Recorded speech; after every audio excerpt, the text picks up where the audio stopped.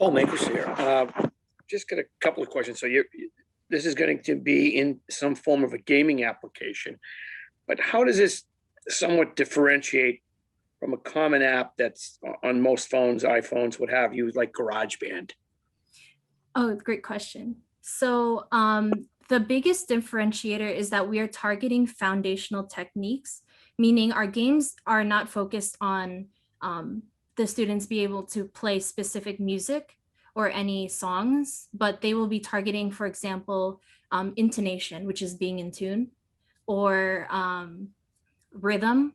So being able to play certain patterns of music through, rhythm techniques, if that makes any sense.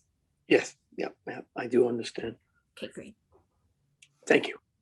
You're welcome.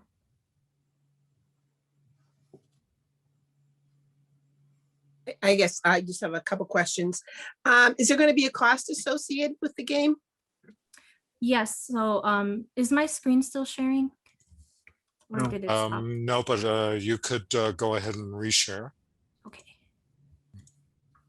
So yes, there is a cost. So after analyzing our competitors' pricing models, we've decided on selling our app as a group price. So it would be about $10 per person per account, one-time payment. And that's a one-time fee? Yes, it is per Okay. account. Yep.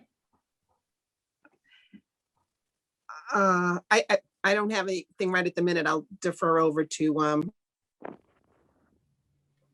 Okay, I've got a couple. First of all, well done on the presentation. Thank you. Used a lot of very good concepts. The fact that you know what a SWOT analysis is a good thing. Your models look like they're detailed and well thought through, which is always good. And I trying to clarify on your price point. You're looking to sell to a music teacher. You're selling a subscription, or you're selling a one-time price of $10 that gives them a certain number of students that they can distribute this app to and integrate and work with. Correct. Okay, great. I actually have a question for Corinna. Any relation to Chuck or Gap? No, unfortunately. And how many times have you heard that? Oh, quite often. Especially, I used to play the trumpet, so. Oh, yeah. Okay. Just for everybody's edification, Chuck Mangione, Gap Mangione, Rochester, New York, flugelhorn player. Big. Anyway, I like it. I'll tell you, just as a musician myself, the only challenge you're going to have is with technique. Right? You're going to have to find ways to get them so that people understand. Like, well, Corinna, you played a trumpet, right? What's the right embouchure, and how do you know?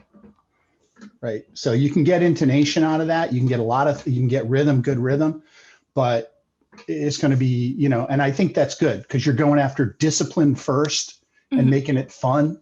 And then that builds on itself, right? Because the success of doing something and achieving a few things it creates momentum. So Exactly.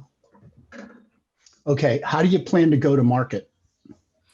So as I said, once we have the resources through funding, we'll be able to test our market with some schools.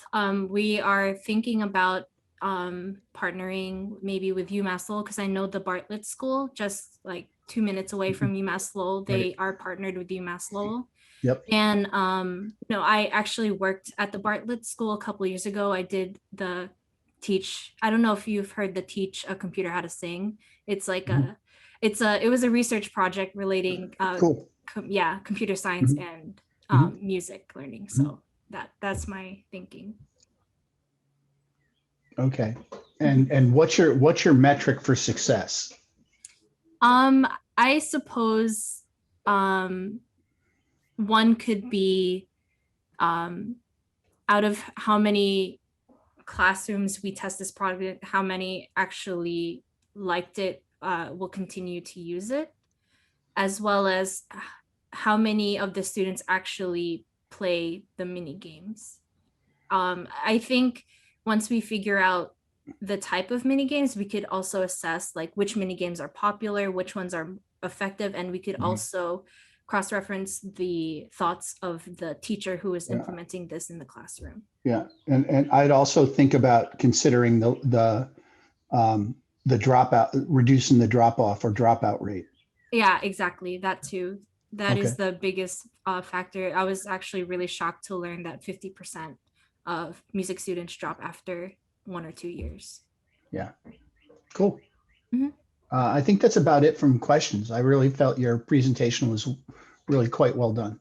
Thank you so much. Do we have some more time? Yes, you do. You have 4 minutes. Okay. So I see this is going to be a tough moneymaker for you if you're selling them at $10 a person. And then in view of all of the cost and then the maintenance, on a long term. So I'm thinking that instead of a one-time fee, well, two things. Instead of targeting the music teacher, would you target the school and have the school be the purchaser for their music teachers, and then have it be a renewal basis so that you more I or less see. you buy it for a year, like a lot of software that we use, we get a 1-year contract and then we have to renew it every single year. Would that be a more plausible way to have this be more successful on a long-term basis, or am I not getting the idea? Actually, that's a really great idea. I was actually kind of debating what our pricing model would be, because I'm not too familiar with B2B. So that's actually a really great idea, and that is something we will consider. Because that's how we essentially pay for our any software packages we have. It's a user fee for usually a year, Oh. and you have to keep renewing it. Yeah, that's a great idea, I think. Yeah, that's definitely something that we would look into. And that would help you keep the cost low because you have that renewal at the end of the year. So it makes it more, I think, more marketable as well, but maybe I'm wrong. I think that would add to the marketability. I agree. And I think targeting schools would be smart, because they could implement them not just to like specific classes, but to all of their music classes.